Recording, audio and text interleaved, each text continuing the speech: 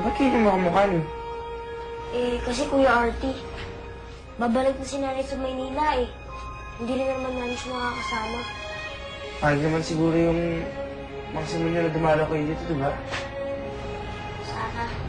Joanna, ready ka na bang bumalik naman nila? Oo. Handa na kami. Kami? Ikaw yung tinatanong ko ah.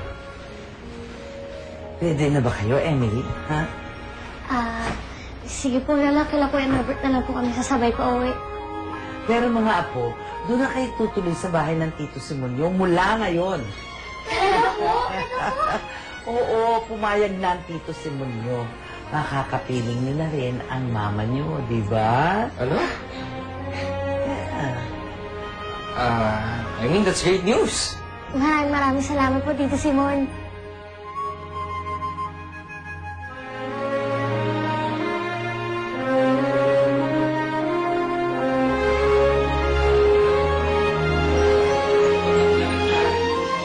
Alam niyo, mga apo, doon yung kwarto niyo. Diba? Dad, I can't believe this. Talagang dito sila titira? Ann, pabayaan mo naman na kami ng mga apo ko. Gusto ko lang naman silang makapiling ang kanilang ina. Oo nga naman. Sila lang naman ang tunay na anak ng tinatawag mong mami. Pati ba naman yung aso nyo? Dito rin titira? Pwede po ba, Tito Simon? Kasi matagal na aso na po namin si Bantatay at ayoko namin mahiwalay sa kanya. Di bumalik na lang kayo sa old house nyo. Meron na akong aso dito at ayoko na merong ibang dog dito sa bahay namin. Nakapag-desisyon na ang daddy mo. Okay? Simon, ano eh? Igadiyak na ba yung kwarto nila? Sige, Mama. Mabuti pa siguro iakit ko na ito si Marcela. Sigurado na pagod sa biyahe. Ikaw nang bahala sa Manila. Okay.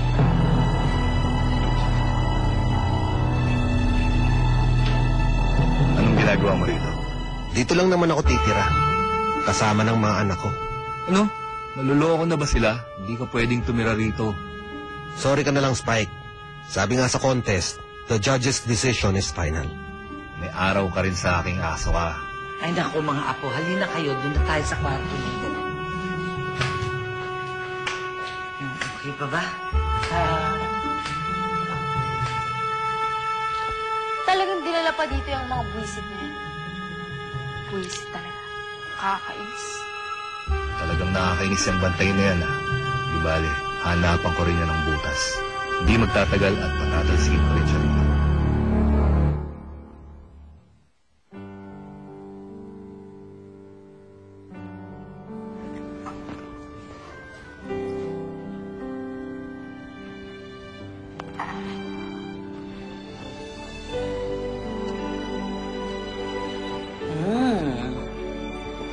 Okay na ba kayo dito, ha?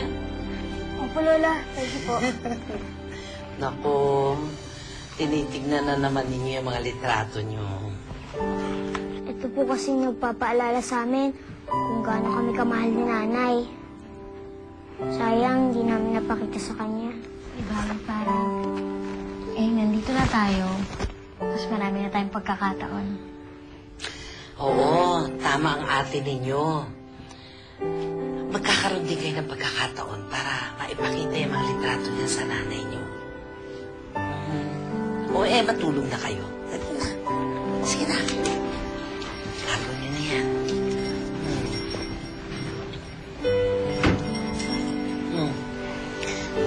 In the name of the Father, Son, Holy Spirit. Amen. Papa Jesus, maraming salamat po kasi nasa tabi na po kami ng lola namin ngayon. Sana po bumalik na po si nanay sa dati. Tsaka sana po maalala niya na rin po kami. Sana po maging masaya kami bilang isang pamilya. Good night, kids. Lola. Good night.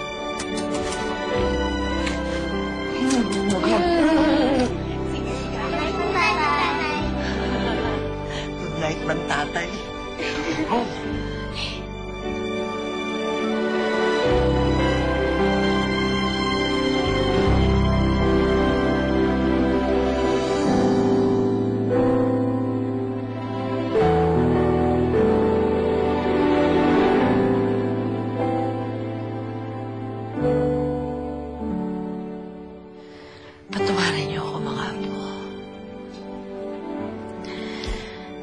Hindi siguro kayo magkakagalito kung hindi ko pinagkait ang nanay niyo sa inyong ama.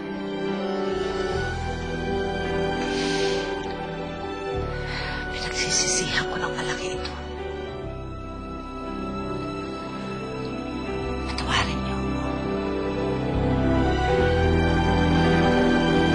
Salamat siya sabi mo.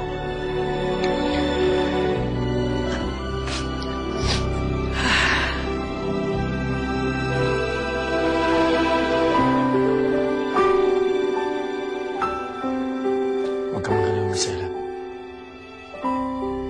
Kahit na ano pang gawin ng mga batang yan, hindi ka na maaaring guluhin. Kahit ano pang gawin nila, wala kang maaalala tungkol sa mga batang yan. Akin ka lang, Marcela. Hindi ka na maaagaw sa akin. Pangako ko sa iyo yan.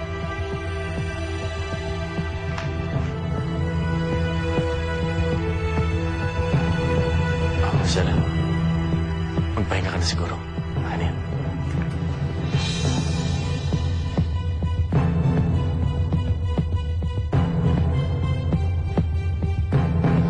Nabubuhay lang ako, Marcela. Ako sana kasama mo. Hindi yan simula yan. Anong ginagawa mo dito, aso ka? Les! Les!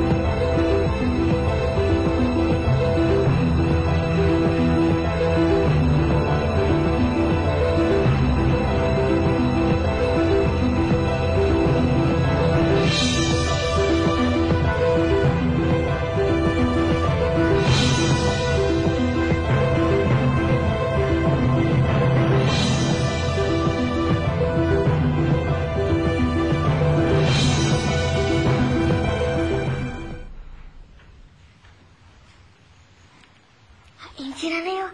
Teka. Nay, may papakita lang po kami sa inyo. Hoy! Ano naman ginagawa niyo? Ito talaga. Ano? Eh di istorbo niyo naman si Mami, eh nakikita niyo na nagbe-breakfast siya. Ano ba yan? What's going on, ha? Eto po kasi sila Emily Lola, iniistorbo na naman si Mami. Eh, Lola, pinapakita na naman namin kay Nanay yung mga pictures namin. Ano? Oo nga po, Lola. Tsaka magkakwento lang naman po kami ng konti. Di ba pwede naman po gawin hindi nga pwede. Hindi nga pwede. Tama na, Ann. Tama na. Please, tama na. Marcela, Nakita niyo na? Nakita niyo na kung anong ginagawa niyo kay Mami?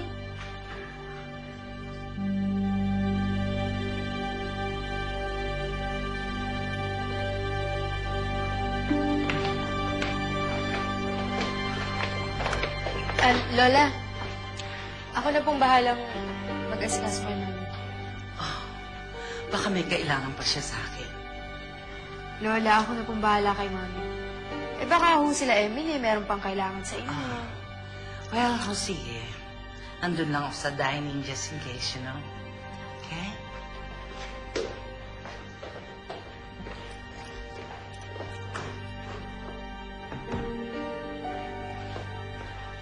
Mami, okay lang po kayo?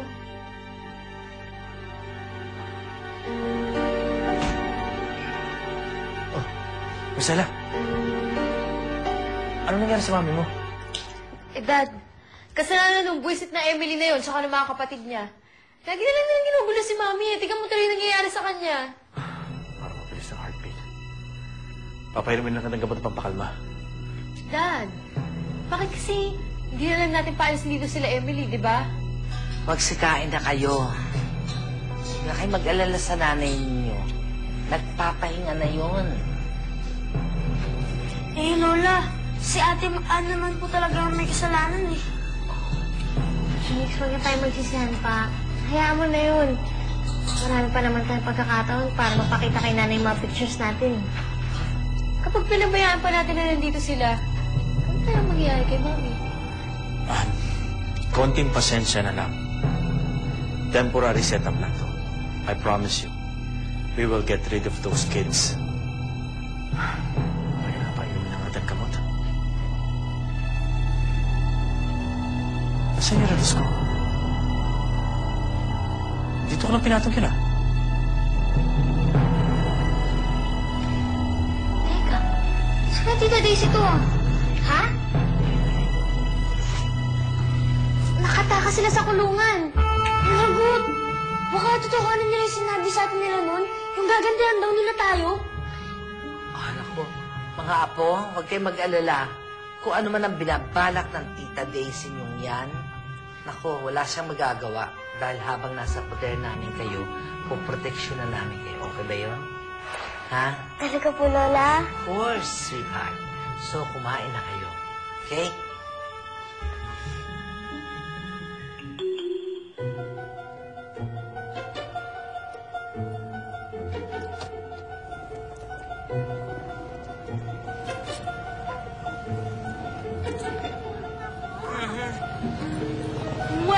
Wells. Aba. Tama nga ang hinala natin. Bumalik nga sila sa pamamahay natin.